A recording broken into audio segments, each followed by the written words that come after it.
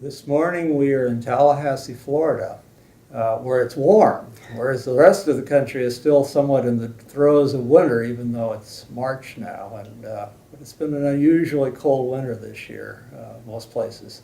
Even here it was sort of refreshing. It has been cold. You know, it was, I think, in the 50s when I arrived last night. I said on the We've had a lot of cold snaps. We lost a lot of plants. More than I've been here 10 years, and more plants than ever. It's been really rough winter. Yeah. Well, let me continue with the introduction. We're talking today with Billie Blaine, who is the state Supreme Court librarian for the state of Florida. She has been in this role since February of 2006. Prior to her appointment, Billie was the associate law librarian for public services at Mercer up in Macon, Georgia. Billie, as is sort of customary in these conversations, could we begin by talking a little bit about your life, both when you were young and perhaps today? I was born and raised in Nebraska, long way from home down here. Always was understood from when I was a child that I was going to go to college and do something really good. So ended up going to college and then on to law school and then on to library school. I imagine your parents thought about college in advance, but I wonder about law school and library school. No, my mom saw me graduate from law school and library school both, so I'm really happy for that. But no, it wouldn't have occurred to her, I don't think, that I would have gone on. Currently, I live in Havana, Florida, which is just north of here, a little town just north of here, with my husband and our pets. And I like to volunteer with the local county humane society. So that's kind of what I do when I'm not at work. Can I ask about what kind of animals Sure. pets are? Oh yeah, sure. We have 2 dogs and a cat right now, which is usually we kind of have more, but right now we're kind of down in numbers and we've reached this perfect equilibrium. So we've got to keep it right the way it is for right now. I have a neighbor who actually usually has about 3, sometimes 4 little dachshunds, and they're barking as she walks them. Yeah. She actually is a person who takes them in as a foster parent for some shelter where they are taken if they've been abused. One of our dogs, we call it a foster failure. You take it in to foster it and find it a new home, and we found it a really good home in our home. Yes. So, yeah. Well, I've got 3 cats, one of whom joined us from the neighborhood. She had been a kitty that had belonged to a family that had moved in with the woman's parents. There had been a marital breakup, and they had moved up temporarily, and the parents had a cat that wouldn't tolerate this one, and so they just basically turned her loose in the neighborhood. And she befriended me. Yeah, they're always so grateful. Moving in with us. Yeah, they're always grateful when you rescue them. Yeah, the other 2 I had gotten from a shelter my late wife and I had bought them when our old cat had to be euthanized. Yeah. Well, we've already mentioned you have a law degree and a library degree. You do hold 3 degrees. You should talk a little bit about where you got them. Sure. I got my undergraduate degree in journalism at the University of Nebraska. Didn't occur to me to go anywhere else. So graduated from there in '86, and then I worked for I think about 4 years in between, and in 1990 I started law school at the University of Nebraska as well, and then graduated from there in '93, and then in '94 I went on to, or in '93, graduated in '94 from the University of Missouri-Columbia, got my MLS there. I was in Lincoln, Nebraska about a year ago talking with our colleague there for this this history, and I remember noticing signs telling you that you were to go down this stairway way down if there was a tornado warning or something. I thought, you need to know. Not used to that in my part of the country. You need to know where to go if there's a tornado, that's for sure. When I was in high school, there was an evening when there were 7 tornadoes that touched down in my hometown. Wow, yeah. That would be scary. Yeah, it was. There was a lot of damage. Did you have one of those strong rooms in the house, or just? We didn't, but we had a basement and we were down there. I'll bet. Oh yeah, yeah. That's interesting. Well, let's talk a little bit about how you sort of became a law librarian. Okay. Specifically, Billie, did someone perhaps play a role in that, recruit you into the field, or did you come into it through other means? Well, I had always liked libraries and books my whole life, had felt really comfortable there, but I don't know, for some reason it hadn't crossed my mind to be a librarian, just hadn't, I guess I didn't know any, or I don't know why, it didn't cross my mind. But when I started law school, before I even had my first class, the librarians were saying that they were trying to hire people to work at the circulation desk, and I just always needed a job, it seems like. So I look back on it and I think, man, I shouldn't have been working when I was a first year, but I did. I worked in the library, and I also served on the alumni publication also when I was a first year, and shouldn't have probably done either of those things, but anyway, it was fun. So when I worked in the library, I worked with Sally Wise was the director at that point, and when I started, Trish Cervenka was the associate director, and so they were great. They were both great to work with and great role models. And I think it was probably sometime during my second year maybe that I kind of looked around and thought, well, that would be great to be a law librarian. That would be fun, and I think it'd be something I would like. And I'll never forget Mitch Fontenot. He worked there then as well. Okay. I'll never forget asking him, okay, well, if I wanted to be a law librarian, what would I have to do? And he said, well, you have to go get a master's in library science. And I did not hesitate. I said, well, that's not happening. Sick and tired of classrooms. Oh, yeah, because I think it was probably somewhere around like the middle of my second year or so, about halfway done with law school, and somebody tells me I have to have another degree, and I just said no. I just couldn't even imagine that. And so anyway, I worked in the library the whole time, and I did some clerking and some different stuff, but at some point I realized I really didn't want to practice law, I knew that for a fact. And so I started looking more carefully at library school, and University of Missouri, I got in contact with them and found out that since Nebraska doesn't have a library school, there's a reciprocity, so that they treat you as though you're a resident for tuition purposes. So that was good. And then they also said, well, yeah, they would work with me and they'd get me out in a calendar year. Because I thought, I'm not putting 2 more years into this, And so they said, no, they could get me out. That I'd have to really plan things carefully, but they could get me out. And so I said, okay, well, so I got looking at that more carefully. And when I graduated, I took the bar and passed it. Thank you. And then right away, just I guess probably 2 weeks after I took the bar, I was in Missouri starting library school. So and really liked that.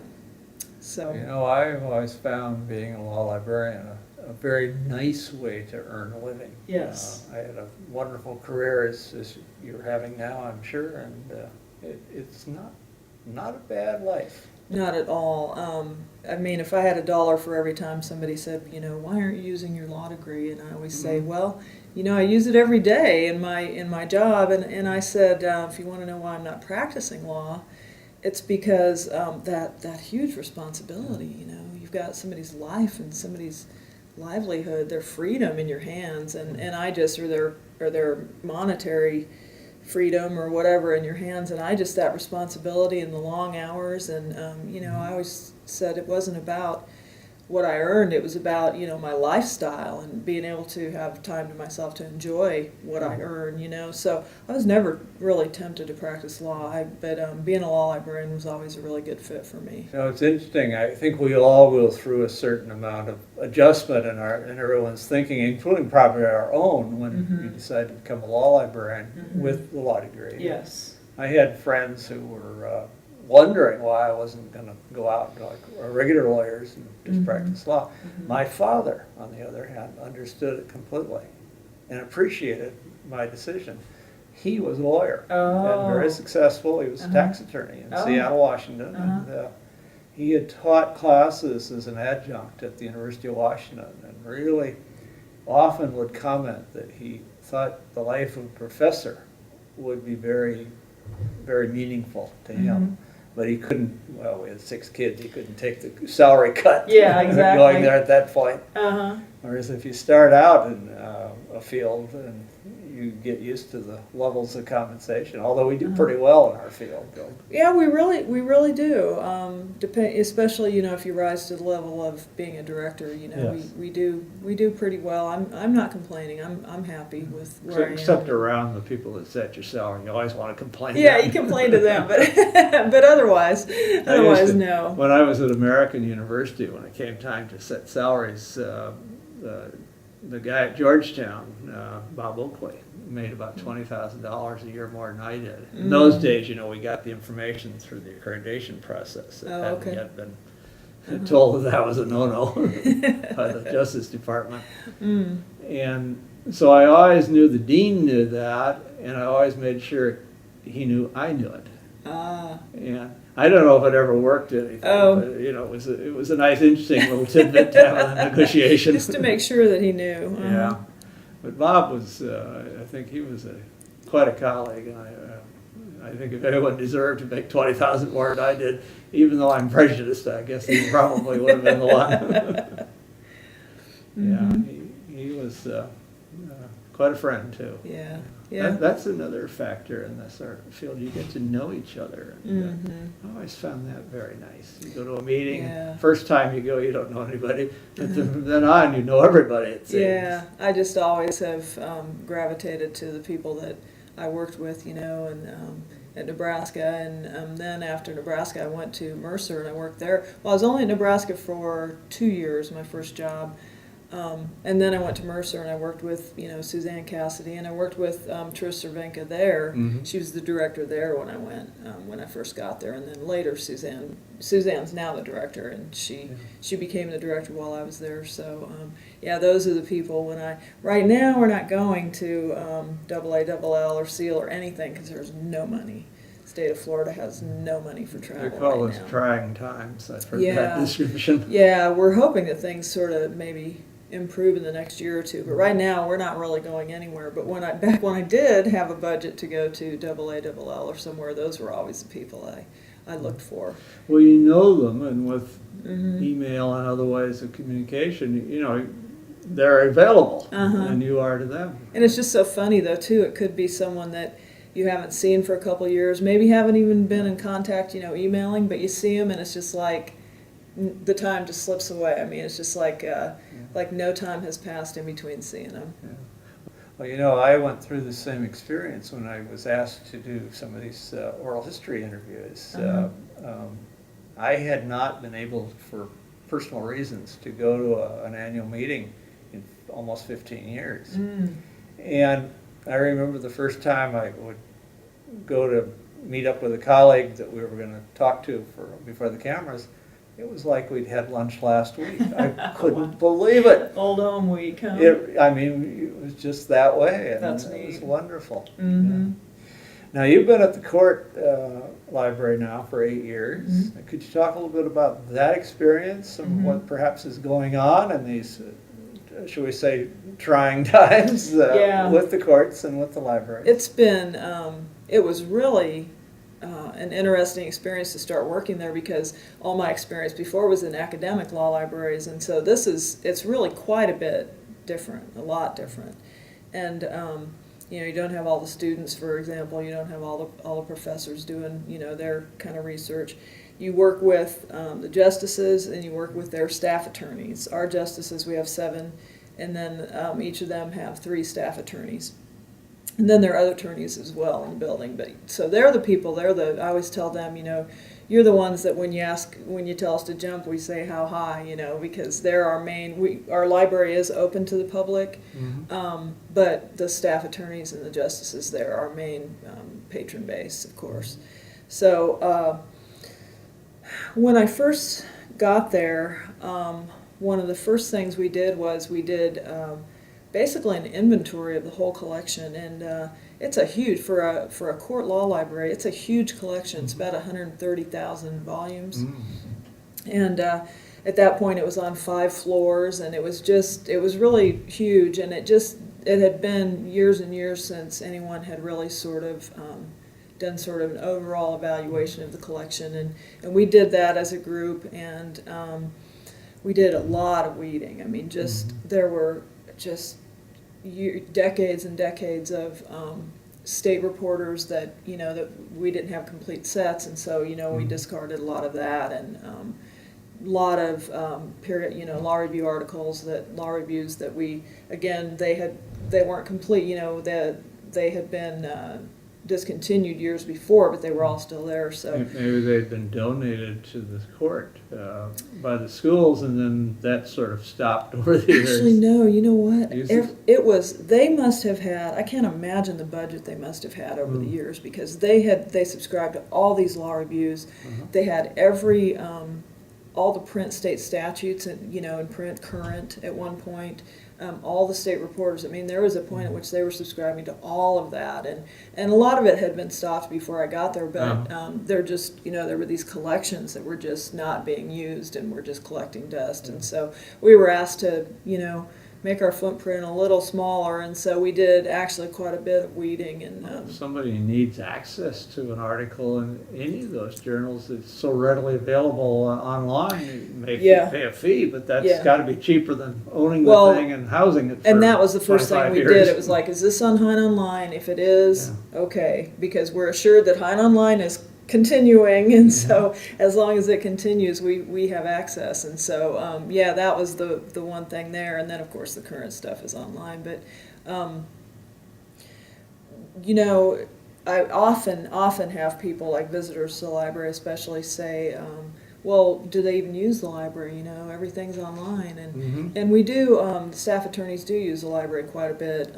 One of the main uses of the library is that we have our primary Florida collection. I like to say it goes back to the dawn of time.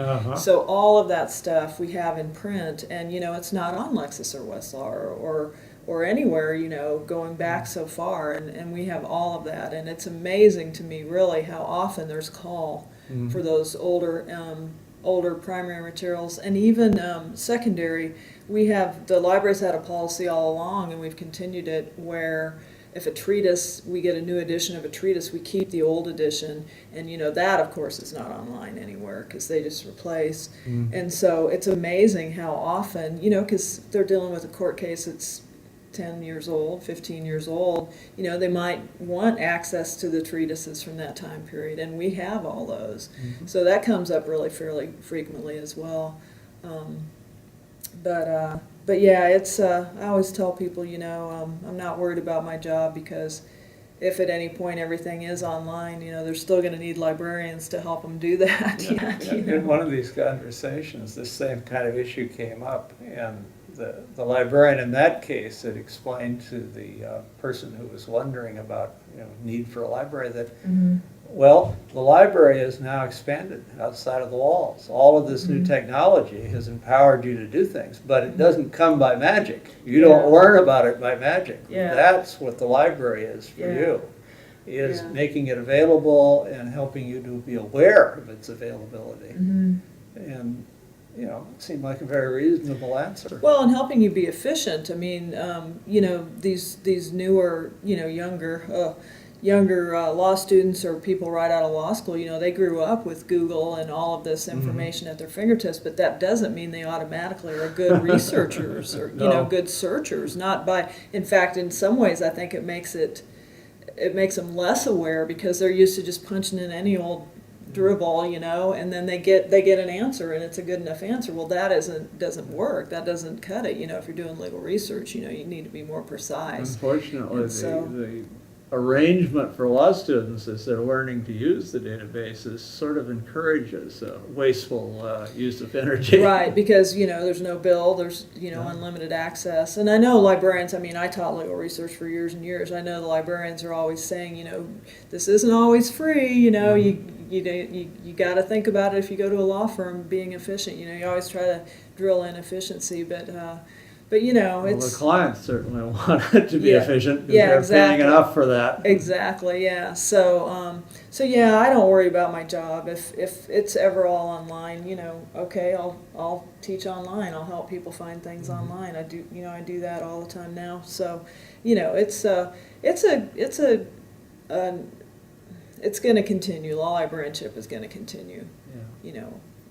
it doesn't matter what comes up. There'll always be a need for someone to guide. It may change or continue to change. It's very different now than it was when I know I entered the profession. It was still mostly books, and then we went through the era of non-print microfilms mostly. And then, of course, Lexis and Westlaw came in and other databases, but now it's just exploded. You mentioned, Hein Online.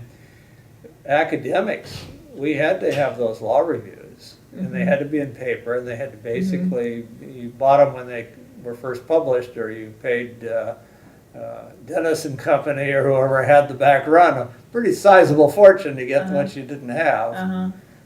But now it's just many of our colleagues have weeded those things from their collections in paper. I mean, they just don't need it, and space can be repurposed for other purposes. Exactly. We a lot of our space went, the space that we vacated went for offices. I mean, you always need offices for people. Oh, exactly. So, yeah. So, but we still have a big footprint. We're still on 4 floors of the library. 4 floors of the building, I should say. Parts of 4 floors. With a large collection, and we're still updating, especially Florida materials. But we have I feel like a pretty good, diverse, pretty solid print collection, and it is being used by the staff attorneys, especially the treatises. So well, those aren't so readily available online. Yeah. And if you have an old library that's had reasonable amounts of budgets for books, I'll bet you've got some very interesting old treatises, the landmark ones. We do. I mean, just about anything. I mean, it's funny to me. It's always surprising when someone will say, can you help me get a hold of this treatise from 1950? And I'll walk into their office 10 minutes later and hand it to them. It was on our shelf, So yeah, we do. The collection was like I say, there was a big budget back there. No longer, but there was. Well, acquiring those in today's environment is not easy. When I was at American, we were a school that didn't have a big budget for many years, and not that we had as big as I wanted anyhow, when we had a bigger budget. But you may recall during the Reagan era, I think it was, the former agency, the Interstate Commerce Commission, that regulated railroads and things like that, was disbanded. Okay. And we had a friend of the library. He had been a high-ranking attorney with that agency throughout his career. He had retired, but he still had all his contacts. And he had come over the years when he needed stuff, he'd come and use our library, and we always welcomed him. Well, he turned out to be a person who paid back tremendously. He gave us a rare book collection and endowed the room for that. But he also, when the agency was disbanded, he made arrangements for me to go in there and cherry pick their collection. Oh, nice. And we picked up treatises, significant legal treatises from the 1880s up to about the 1930s, which we didn't have. And we wanted to have them in the collection if we could. And although I suppose an academic could appreciate that. But, it was a wonderful opportunity. We hired a moving company to actually move the things for us. They brought their dollars in just like we used when we moved the library a few times. Yeah. And we loaded those up. We got hundreds and hundreds of fabulous things. And filled in a few gaps in the serials too, because they had all that stuff. Wow. Interestingly enough, apparently, even though this was before the digital era really hit, the other agencies didn't want it because they had first crack at it. But they might not have had the room that you had. Apparently so.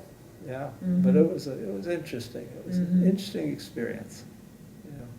Sounds like you've had a few at the court too. Yeah. Good. Now, you're somebody who's been active to a point in the associations and so on. You want to talk a little bit about some of that? I know rather than my suggesting a few things, maybe you can kind of focus on some things you remember doing that you found useful. Well, I was treasurer for SEAL for 2 years, and I also served on it was the program committee, I believe, for a year.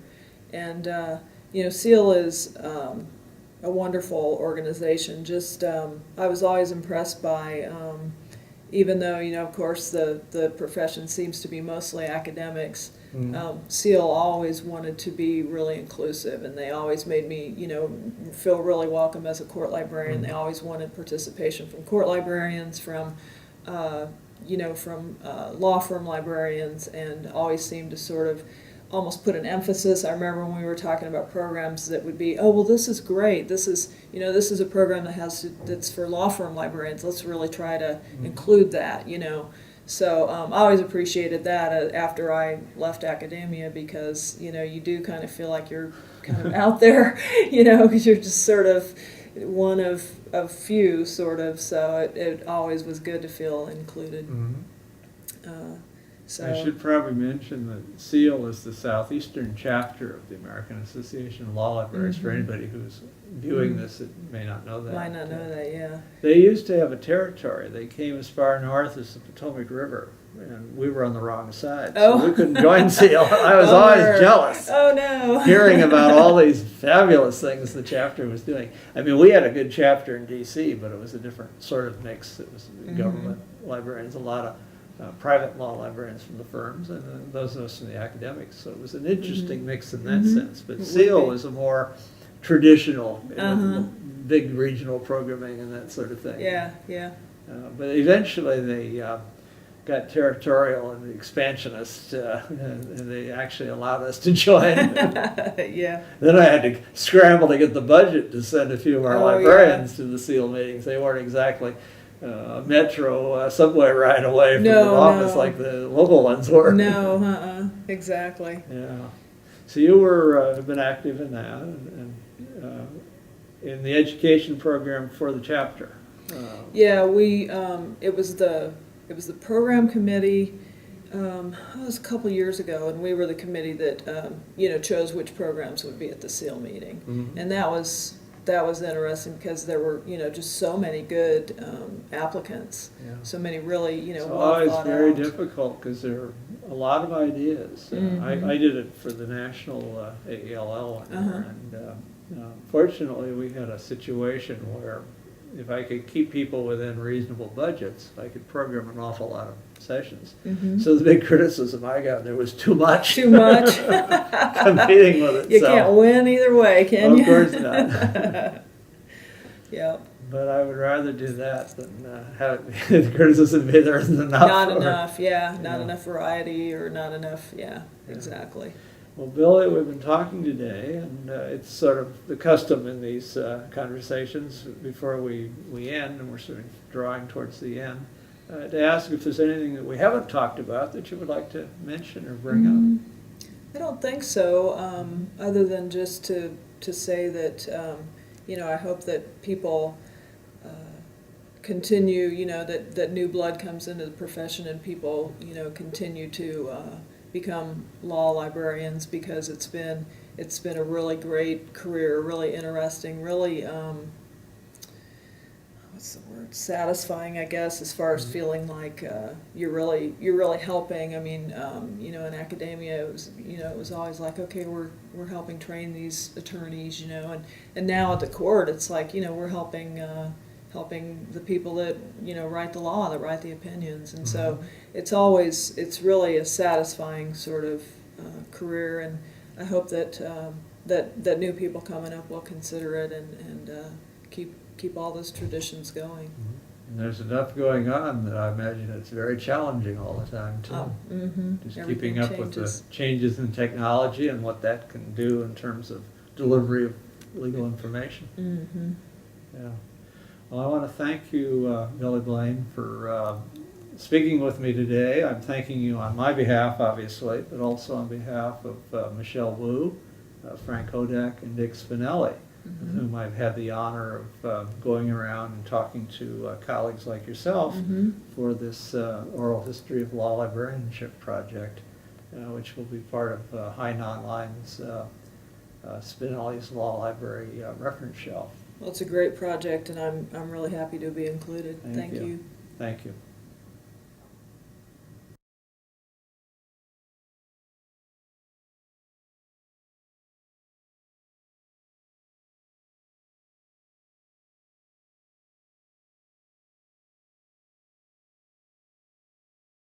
Well,